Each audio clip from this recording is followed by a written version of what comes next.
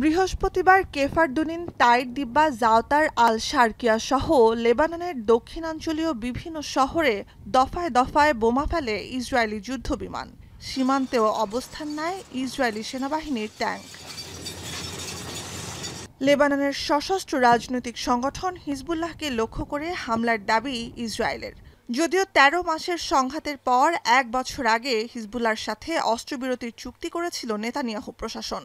চুক্তি লঙ্ঘন করে এখনও লেবাননের ৫টি এলাকায় রয়েছে ইসরায়েলের সামরিক অবস্থান।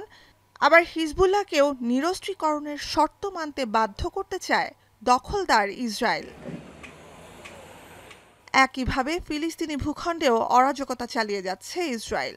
অবরুদ্ধ পশ্চিম তীর আর পূর্ব জেরুজালেম জুড়ে ধারাবাহিক অভিযান আর ধরপাকড় তো অব্যাহত আছেই, অক্টোবরে গাজা অস্ত্রবিরতির চুক্তি লঙ্ঘনও অব্যাহত রেখেছে ইসরায়েলি বাহিনী। গাজায় শাসক দল হামাসের প্রতিটি সুড়ঙ্গ ধ্বংস না করা পর্যন্ত হামলা অব্যাহত থাকবে বলেও জানানো হয়। পরিস্থিতির এমন ভগ্নদশা আর অস্ত্রবিরতি কার্যকরের পর থেকে ইসরায়েলি হামলায় ২৫০ ফিলিস্তিনির প্রাণহানি সত্ত্বেও অস্ত্রবিরতি ঠিকঠাকই কার্যকর রয়েছে বলে দাবি মার্কিন প্রেসিডেন্ট ডোনাল্ড ট্রাম্পের।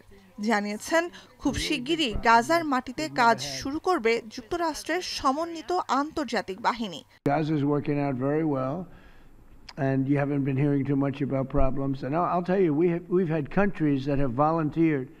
If there's a problem with Hamas, as an example, or a problem with anything, they volunteered to, on a single basis, go in and take care of it.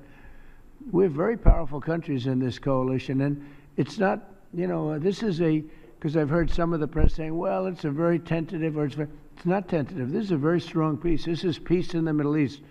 Hamas is a very small part of it. এদিকে ইসরায়েলের সাথে কূটনৈতিক সম্পর্ক উন্নয়নে Abraham অ্যাকর্ডে পরবর্তী মুসলিম দেশ হিসেবে যোগ দিতে যাচ্ছে কাজাখস্তান। সামাজিক যোগাযোগ মাধ্যমে এমনটা দাবি ট্রাম্পের।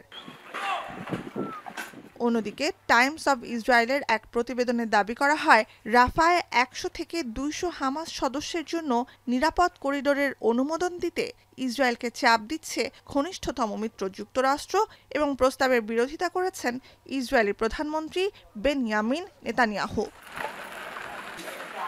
নুজহাত কামাল, এখন বিশ্ব।